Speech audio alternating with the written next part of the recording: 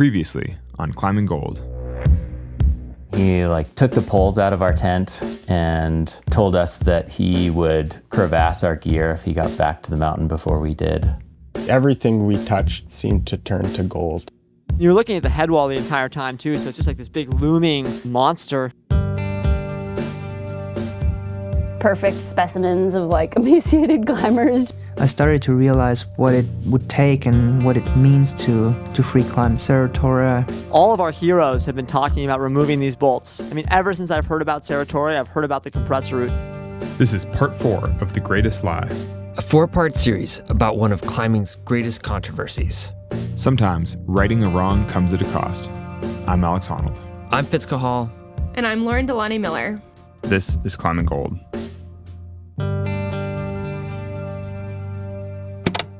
Chapter 4, Belief.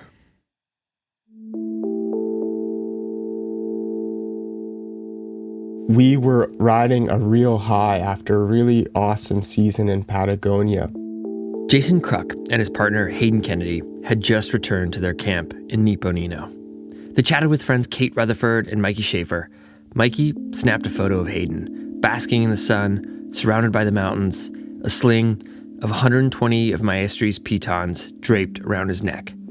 It's an image that always makes me smile.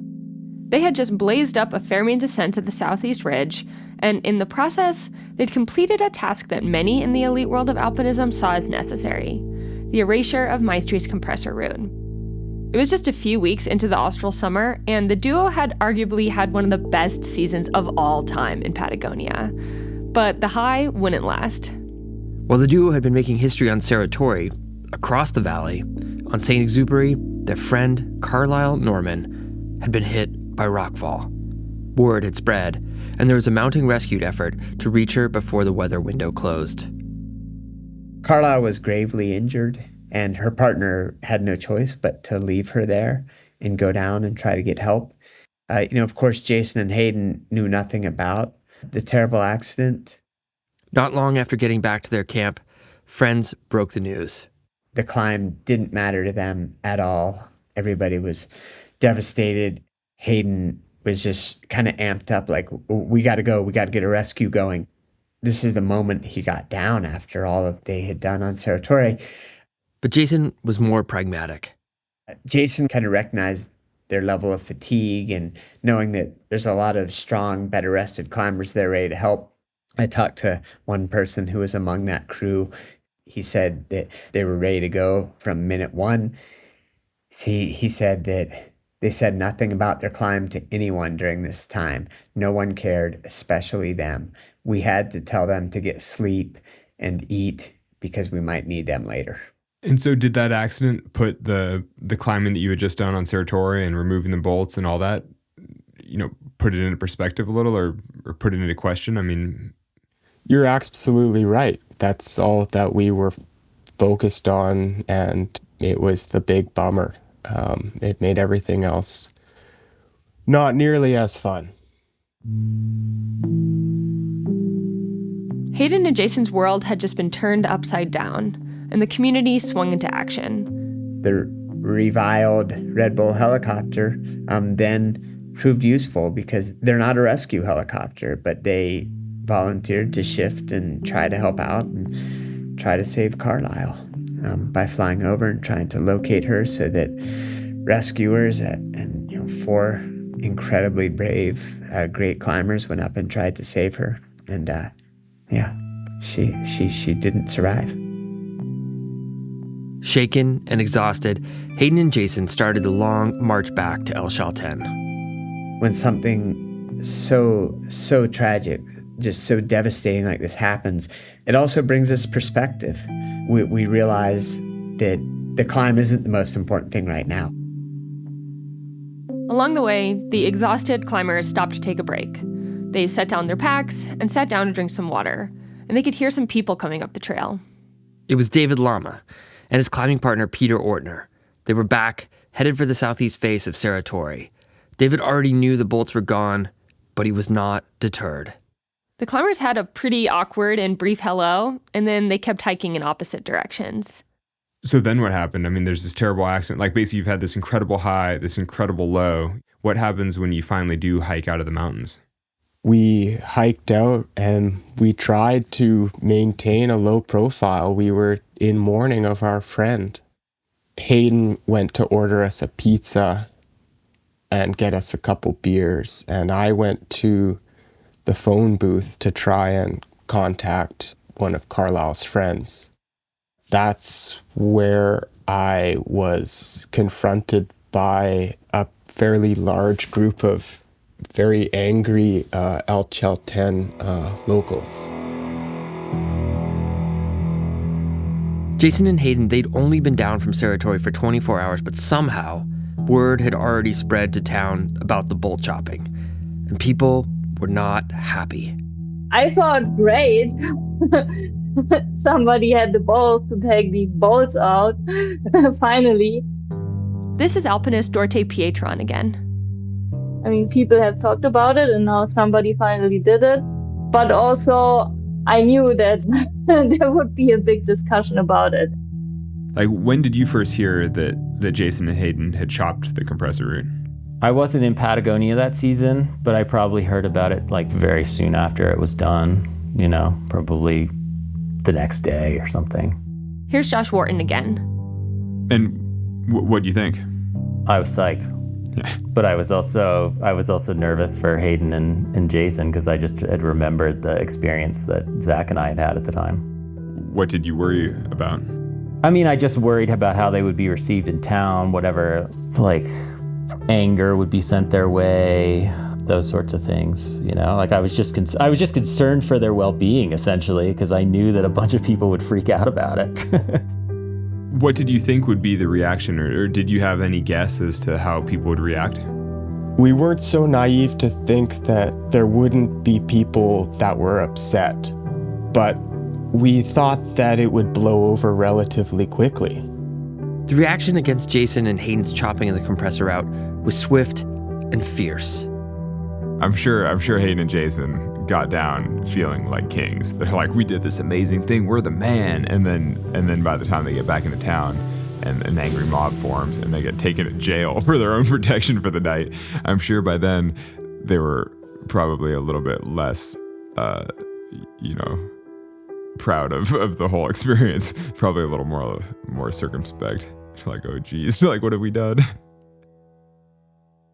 They wouldn't allow me to make any calls, and they basically brought me back to the cabin where Hayden and I were staying, and I think they just wanted the bolts back. They were probably trying to run us out of town. I'm not sure. That's when the police showed up and intervened. It's unclear whether the police were arresting Hayden and Jason for stealing bolts from the national park, or if they were just trying to protect them from the angry mob. The news of what was transpiring in Patagonia was now spreading like wildfire, propelled by social media. They were in jail, but not necessarily under arrest. Local climbers were trying to get them out. To me, it didn't make any sense. I mean, Jason and Hayden, they were persona non grata in El Chaltén. There were these signs everywhere that they shouldn't be there. And the first night, I think people were throwing chairs at them. And I mean, they had to get rescued by the police. And it was really crazy. And I mean, most people that got so aggressive, I mean, they wouldn't even have realized that the bolts weren't there anymore because they never touched the face. And so how can it be that important to them? I mean, it's just climbing. Yeah. I mean, climbing to me is very important, but to put it into perspective to other topics in life, to me, it doesn't make sense to wish somebody death for taking out some bolts in a route that most people will never climb or never touch. People were upset for a whole variety of reasons. For certain people, the compressor route was the route that they wanted to try to climb, and then it was suddenly unattainable. Here's alpinist Colin Haley. The compressor route, because it was mostly bolt ladders, was basically doable in any conditions. And because there was very, very little actual mandatory climbing on it, and the mandatory climbing was quite easy. And so for the decades that it was the normal way, yeah, it was a pretty reliable way up the mountain. And when it was gone, Yeah, the Ranyi is harder to get to, and under normal conditions is definitely more difficult climbing. It was one thing for climbers in El Chaltén to be upset. Hayden and Jason had kind of expected that, and Josh Wharton had gotten a taste of it years prior. But the chopping exploded online. People all over the world were chiming in with their opinions, and it got heated fast. This is alpinist Kate Rutherford. The black and white nature of that conflict is kind of uncommon, and you had to pick a side, and I think that surprised everybody. You know, I can understand why some climbers would be upset if they had climbed Cerro Torre and basically, you know, something that they had worked hard on had been erased. But why do you think the sort of some armchair climbers were so upset about removing the bolts on Cerro Torre? I think a piece of it was this ideal of elitism. There was lots of arguments at the time made that, you know, it was like historical and it was removing something, you know, a piece of history, as if you could erase history, you know, as if no one would remember it entirely. I mean, it just sparked this global controversy. People who could not for the life of them point out even the side of the mountain where the compressor route is were just enraged. People were just fucking pissed.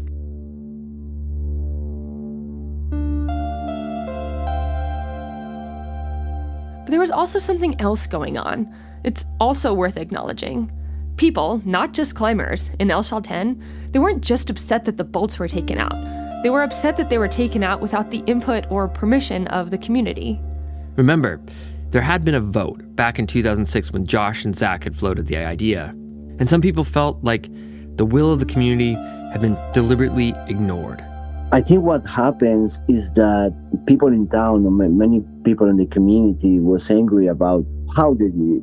They do it without asking permission. Here's Argentine climber Horacio Gratón again. Like they say, what if I go to whatever Yosemite and decide this bolt ladder is not good and I can do it by other means and chop it? What is going to happen to me? Here's Colin again. I mean, for all sorts of legitimate reasons, I think all over Latin America, there is a historical sense of the U.S. interfering in politics and government and wars and upholding dictators in Chile and things like that. So I think all throughout Latin America, there is a understandable kind of resentment towards American interference. And when Hayden and Jason took the bolts out, I'm sure that that was like the last thing on their minds, that they were trying to impose like an American way of doing things on Argentine climbers or something like that. But I do think there was a feeling of like, what are these foreigners doing taking out bolts here in my country? Even though Jason is actually Canadian, the message became clear. Hayden and Jason, they weren't welcome in El Chaltén anymore. They were persona non grata to people that they'd considered friends just days earlier. It changed them. I think this was like the first time they'd seen like really negative reactions to something that they chose to do. And, you know, I think they grew up a lot in this process, for better or worse. Jason, obviously there is a ton happening in this little tiny town, but simultaneously, the story was blowing up online, and the global climbing community is weighing in. Were you guys feeling that at all? It wasn't easy to compartmentalize that at all. In fact, it took a lot of soul searching, and it was really tough. And I potentially could have gone to a much bitter place, but instead, I think that it gave me more empathy for humanity. And I had Hayden to commiserate with, and he was just such a wise person. We eventually just tried to make it into as positive a thing as I could. But for Hayden, losing the trust of some of the climbing community was a huge loss. When Hayden was coming back to the States, you know, we knew that he had it pretty rough down there. You know, he had told me that, you know, he's like walking through town and like people who were like he had thought were his friends and who he had gone bouldering with and cragging with were just coming up and were like, fuck you, you know? And then he settled into his regular life. But I mean, you're dealing with a lot of people saying some pretty shitty things about you. And I think it affected Hayden quite a bit. It kind of shattered some of his innocence and some of his idealism, I think. Him losing the love of the Chaltén climbing community was like this really big blow to his foundational understanding of the world. You know, there was always this like hopeful quality that they were going to have this really positive impact and that this was like the thing that we should do for the world. And it was like pure excitement and youthful enthusiasm, you know, and I don't think it would have worked any other way. You know, I think if they had understood the complexities of what they were doing and the impact it would have, I'm sure they would have, I don't know, maybe they would have done the same thing, but. As I grow older and I have more experience in life and in communities, and I've done even more traveling around the world, I realized that sometimes it's not about the thing. It's a bigger problem or a bunch of problems. So yeah, in hindsight, it seems incredibly dumb and, you know, just so naive. Yeah, it's funny you say that in hindsight it seems incredibly dumb, but do you regret chopping the bolts? No, I don't regret it. Would I do it today as a 35-year-old? Maybe not. Would I do it again as a 25-year-old? Probably. While Hayden and Jason are back in El Chaltén, dealing with the backlash from the chopping and the grief of losing their friend Carlisle, David Lama is back up on Cerro Torre. But this time, the bolts are gone. We'll be back with more after the break.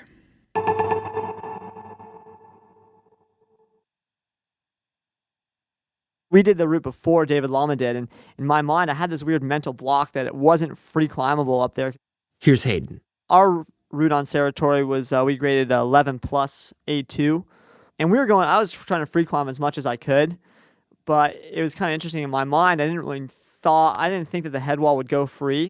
Hayden and Jason had done a lot of free climbing on the head wall during their fair means ascent, but that hadn't been their primary goal. So when it made sense to pull on gear or aid tricky sections just to keep it moving, they did. David's original goal, on the other hand, was to climb free. He'd use Maestri's bolts for protection when it made sense. His route veered off the compressor route in many places. Even with them, it had the potential to be a run-out and dangerous undertaking. Now the ante had risen. He wouldn't have Maestri's bolts to escape onto. You would naturally think like, oh man, he's kind of hosed now. But David had a very deep, deep belief in himself.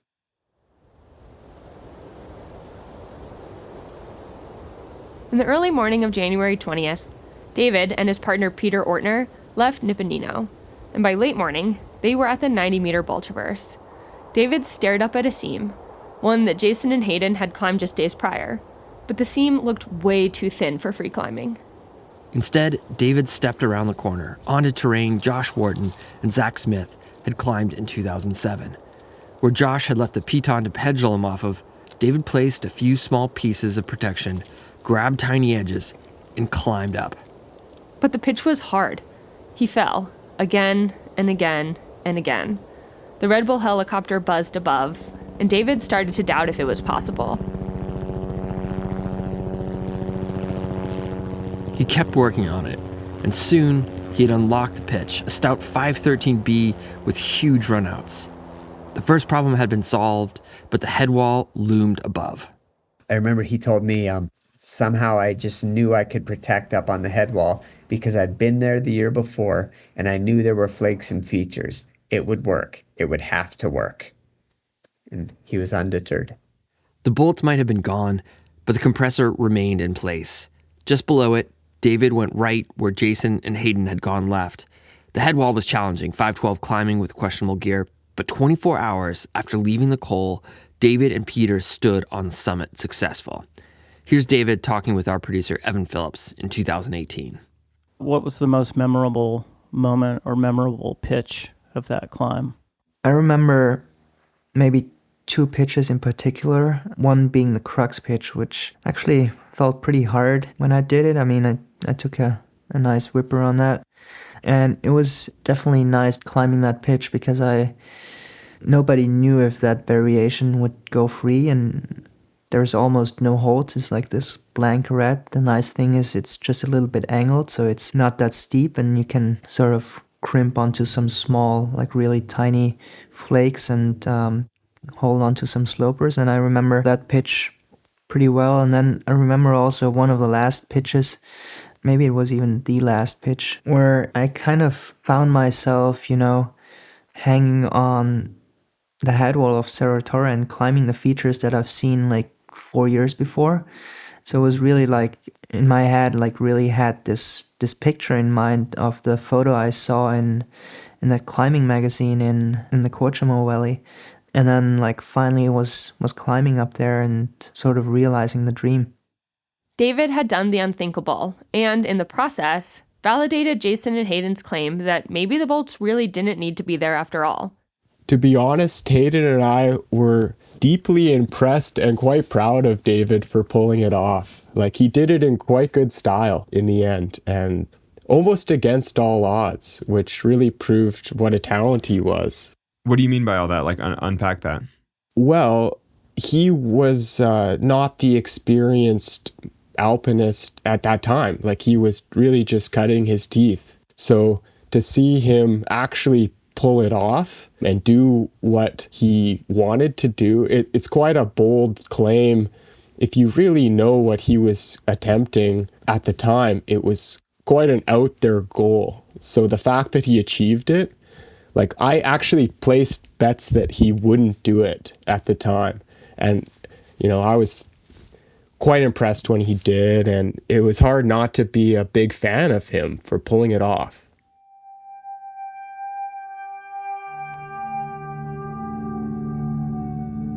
How do you think that David Lama's free ascent of Cerro Torre changed the conversation around the removal of the bolts? Or do you think it affected the conversation around the bolts?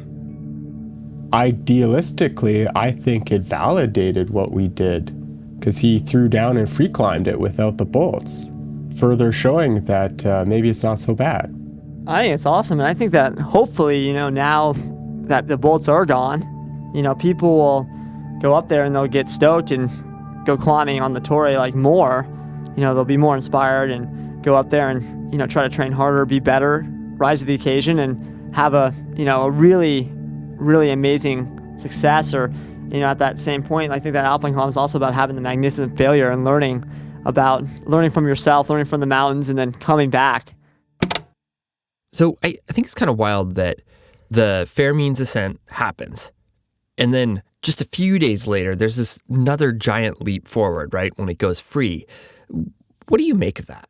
Yeah, well, I think that's the natural progression of climbing is when Hayden's up on the head wall of Cerro Torre, he's climbing it mostly free, but not entirely free, because that just seems like too big a step. It's too daunting. And so, I think for Hayden, he was already taking on a big enough psychological challenge just to go up there and try to do it by fair means. And then the next party, say David Lama, can take on an even bigger challenge by doing it in better style. But this is exactly how climbing progresses. Is each party does something a little bit better. Something, they take a little step further. And to be honest, like, Lama owed Hayden and Jason a huge thank you at the time, because it made his ascent so much prouder and way radder in so many ways, and kind of reinforced the idea that the bolts didn't need to be there. I also always wondered if David Lama's ascent also blunted some of the criticism of Hayden and Jason, because everyone's like, oh, he chopped the bolts, now nobody can climb it, and then David Lama free climbs it, and you're kind of like, well, maybe standards have just changed, maybe yes. The mountain is steadily changing. Yeah, sure. It's hard to advocate for a bolt ladder when someone free climbs the same route without the bolts at all, and you're kind of like, well, right. maybe you don't need the bolt ladder. A few of the people that we've talked to said that they thought that the compressor route stifled innovation in a way on Cerro Torre, that climbers were just taking the easiest way, and that happened to be the bolt ladder. But that once the bolts were removed, then climbers sort of rose to the occasion, rose to the challenge of the mountain. Do you have any thoughts on that? Climbers didn't want to play the game of avoiding the bolts. It's just not that fun. But as soon as the bolts were gone, look what happened on the mountain. It was pretty trendy to climb on Cerro Torre again, and it attracted talent from all over the world. And a lot of amazing climbing has been done on the mountain that I'm not sure would have happened if people were still climbing the compressor route. Horacio, what impact did the bolt chopping have on the way that people climbed Cerro Torre? That's a funny thing, that people realized that Ragni route wasn't so bad after all. Horacio Graton again. He's talking about the west face route put up by the Ragni de Lecco, the first true ascent of the mountain. So now I can say this, the normal route of Cerro Torre will be the west face, the Ragni route, which is always tricky, of course, and can be really hard because of conditions. But without having the bolts, people start looking at there, and some people did it, and some people say it wasn't that bad. So, we all try and we did it, and we say, yeah, it wasn't that bad. So chopping the bolts, it's supposed to, close the door of Cerro Torre for many people. And actually it opens to many more. I mean, there's like irony and law of unintended consequences and so forth. So the Ragni route has gone from, like when Colin and I did our climb, I think there was I think it had seen like 8 ascents or something at the time. Now the Ragni route has seen hundreds. Yeah, it's interesting. And do you think that the presence of the bolts had been holding climbers back? For sure. I think everybody had seen it as this really, really difficult thing and had been sort of resorting to the bolts all the time as just what's the easiest way to the top. As soon as the bolts disappeared, all of a sudden the west face got climbed a lot and gets climbed almost every season now. You could argue that that's just because there's more people there, but I think it's largely just because it is now the easiest way to the top technically and probably doable in the most weather conditions. So all of a sudden it just got climbed way more and had way more attention. So when you heard that it was chopped, did that make you more inspired to go back or less inspired? How did that change your opinions of Cerro Torre once you heard that the bolts were removed? It made me more inspired to go back. Josh Wharton, who had attempted a fair means ascent years earlier, felt reinvigorated by the effort these guys were putting into the Southeast Ridge. 10 years later, he went back. So 2016, I went down there with Mikey Schaefer and a friend of mine named Andrew Rothner that I was climbing with. He was a younger guy from outside Los Angeles than I'd met because he was living in Estes Park, bouldering in the park.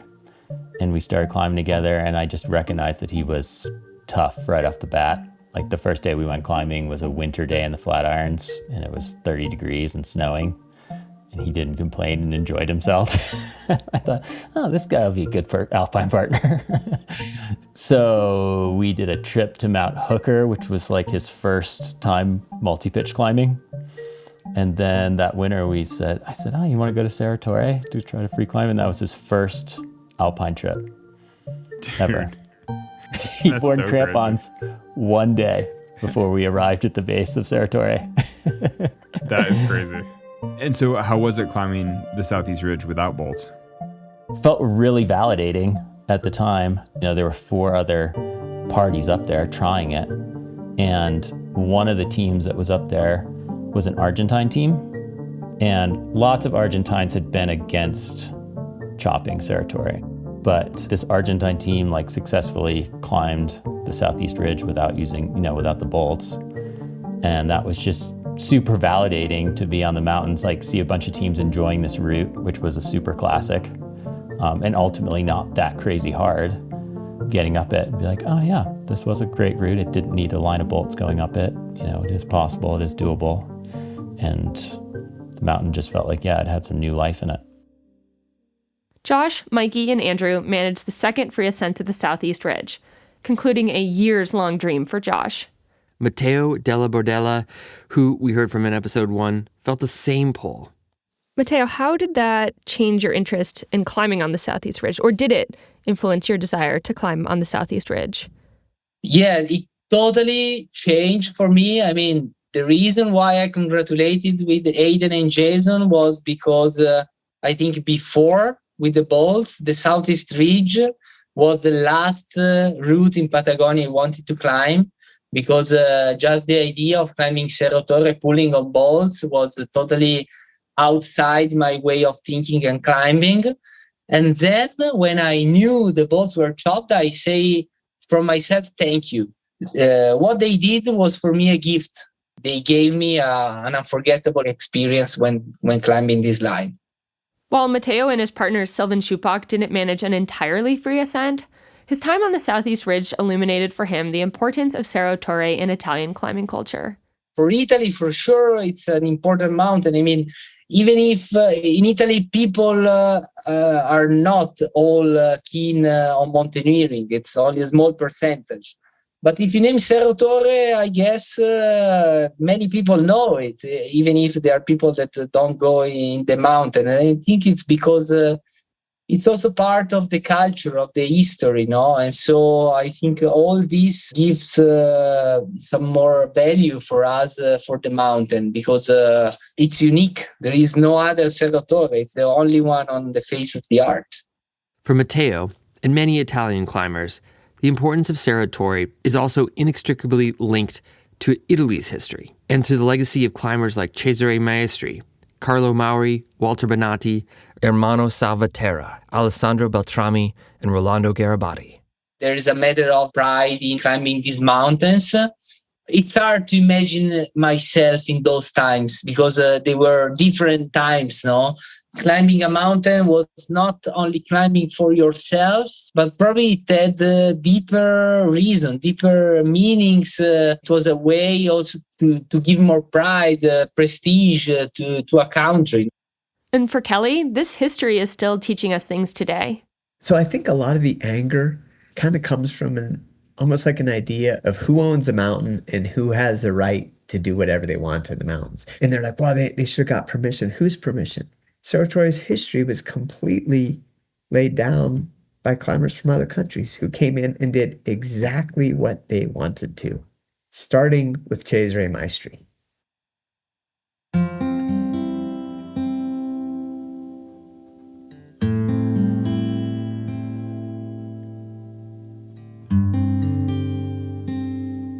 Throughout the reporting of this story, a shadow hung over many of these conversations. Hayden Kennedy continued to be a shining light in American climbing and one of the best all-arounders in the sport. He had incredible success in the Karakoram, climbing both K7 and the Ogre, which earned him a Piolet d'Or, alpinism's highest prize. Hayden ultimately stepped away from the big mountains, a move that seemed wrapped up in his experience post-Cerro Torre. He settled in Bozeman, Montana, where he met the love of his life, Inga Perkins. And he was, by every regard, a climber's climber. But most importantly, he was a great person who touched the lives of a lot of people. I mean, I remember having a bunch of conversations with Hayden actually about the fact that he could have been a professional climber if he wanted to be, but he sort of always chose to work random jobs, doing Christmas lights or doing construction or whatever else. But he was way more talented than really any of the rest of us. He had empathy for everybody, and that went a long way with how he was able to interact globally and present himself globally. And it also meant that when I was his partner, a lot of that rubbed off on me. You know, when I think of Hayden, I actually think of all of our conversations about things other than climbing, because he was a really passionate kayaker and a great guitarist, and he had all these other interests and hobbies. On October 7th, 2017, Hayden and Inga headed out into the Montana backcountry skiing after an early season storm. They were caught in an avalanche on the flanks of Imp Peak. Buried to his waist, Hayden extracted himself, but after hours of searching and digging, was unable to find the love of his life. He returned to town, had detailed directions to the accident site, and then brokenhearted, took his own life.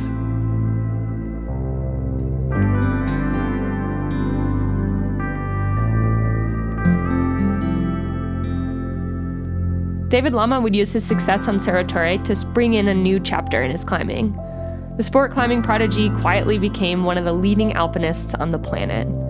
In 2018, he made the first descent solo of Lunagri after 4 attempts, during one of which he helped to get his partner Conrad Anker to safety after Conrad suffered a heart attack at 6,000 meters.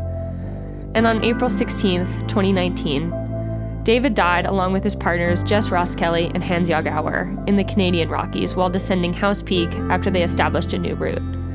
And afterwards, he was posthumously awarded the Piole d'Or for his solo of Lunagri. Maestri's compressor still remains on the side of Cerro Torre, a lasting reminder of the mountain's wild history.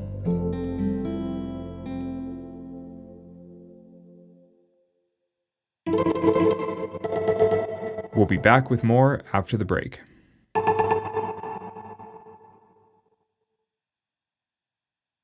There's a photo in Maestri's book of Tony Egger. It looks like Tony Egger, same clothing that Egger was known to wear. And it was in the Chaltén Massif, it certainly appears to be. And nobody could ever place it. Despite his insistence that their camera was lost with Tony Egger, Maestri's 1961 book includes a photo from that 1959 climb, with a caption identifying it as Tony Egger on the, quote, lower slabs of Cerro Torre's wall. And I remember bugging Rollo about it, because Rollo Garibaldi knows everything about Cerro Torre and the Chaltén Massif. His knowledge is unparalleled. Kelly brought the photo to Rollo and asked him if he could recognize the spot. If they could figure out where the photo was taken from, it could be a huge clue as to what actually had happened on that ill-fated trip.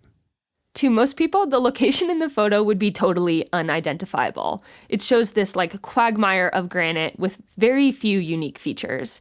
It feels like it could be anywhere. Like it could even be the Alps. It's just a mass of granite. But everybody knew that that picture wasn't from Cerro Torre. That there's nothing on Cerro Torre that matches that terrain. But Kelly wouldn't stop bugging Rollo about it. You know, like a little kid, like poking somebody, like, hey, where's that photo, man? Where's that photo? It's nowhere. Oh, where's that photo? Where's that photo? So finally, I think it got to bugging Rollo also. And he and Dorte got poring over photos and figured it out. I mean, the photo was there all the time. Kelly pointed it out, and then we finally realized where it was taken, which was on the west side of Paul Standards. And after hours studying the photo, Rollo had a light bulb moment. He was certain he knew where it was taken. He packed a bag and hiked out to the Stanhart Col, taking a copy of Maestri's photo with him. From the Col, Rollo snapped his own photo. A perfect match.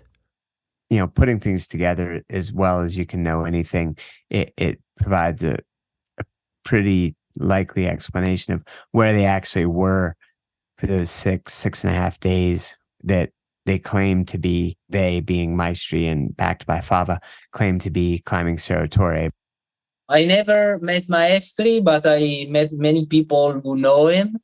And he was not for sure the person, according to everyone, which was a liar, or he was not a bad person. Of course, if you say something that you have not done, the logical consequence is that you're a liar, no? So it was more complicated. Maestri deeply believed himself that he made that climb. I don't know how to explain, but of course I know Maestri in 1959 never climbed up there. But I think it's also wrong to say Maestri was a liar.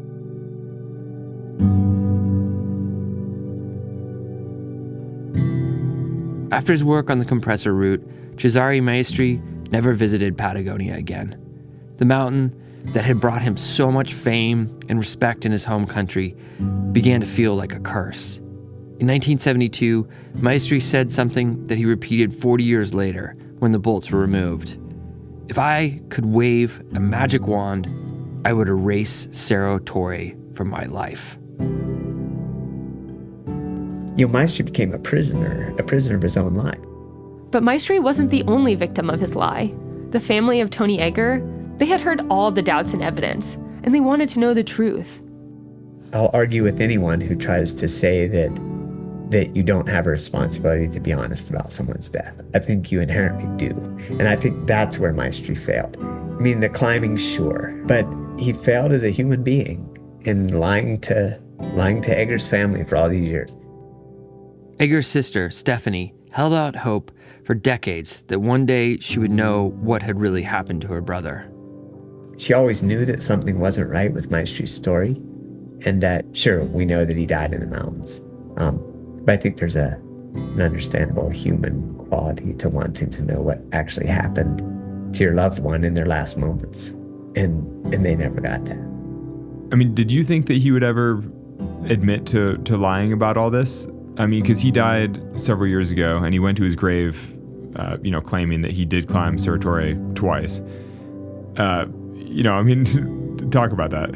Yeah, I guess, what do they say? Hope dies last. I had held out hope that Maestri would come clean. I sort of thought that for all of Maestri's defiance over the years, you tend to think that there's going to be some sort of reckoning before death. But we've probably all watched too many movies, because that didn't happen with Maestri. Cesare Maestri died on January 19th, 2021, at the age of 91. The mighty spider of the Dolomites, he took the truth with him to the grave. I've heard mountains referred to as canvases, like places that we can go to express ourselves. I also think that they are mirrors. They reflect us and our beliefs. I've long thought that the way we treat the things that we profess to love is an expression of who we are.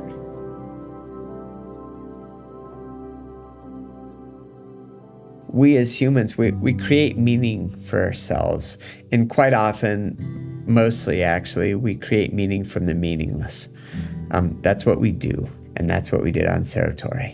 And I think the story, the more I dug into it, it kind of had all of the classic elements of stories throughout time. I mean, you have, truth, lies, belief, adventure, you have tragedy, growth, progress.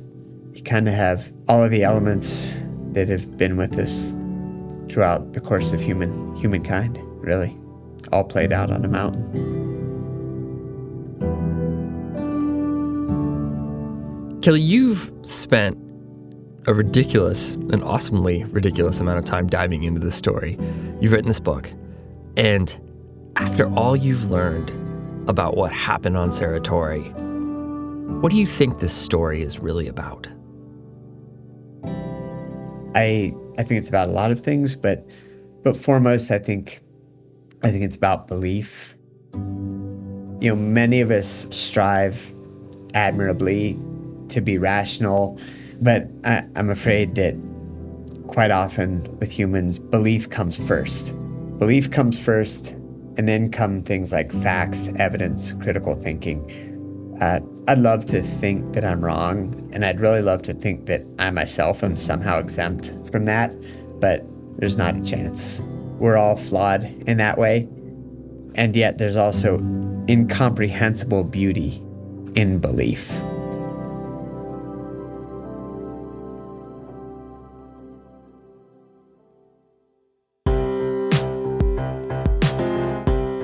Thank you to everyone for sharing your stories and talking to us about Cerro Torre. We really appreciate it. A big thanks to Kelly Cordes for helping us with The Greatest Lie. We could not have done this without his incredible passion, hard work, and friendship. Kelly's book, The Tower, Chronicle of Climbing and Controversy on Cerro Torre, inspired the series, and it is a great read. Find it wherever you get your books. Climbing Gold is a production of Duct Tape Then Beer. Alex Honnold is our host. Today's episode was written by Lauren Delaney Miller, creative direction and story supervision by me, Fitzcahall, edited, mixed, and mastered by Evan Phillips, who also created the original score for this series. Additional music by David Swenson, courtesy of Track Club. Our theme music is by Brendan O'Connell. Skylar Perwins is our YouTube and social media editor. Our executive producers are Jonathan Retzik and Ben Endy for RXR Sports, and Lacey Hendricks and Becca Call for Duct Tape Then Beer. Thanks for listening.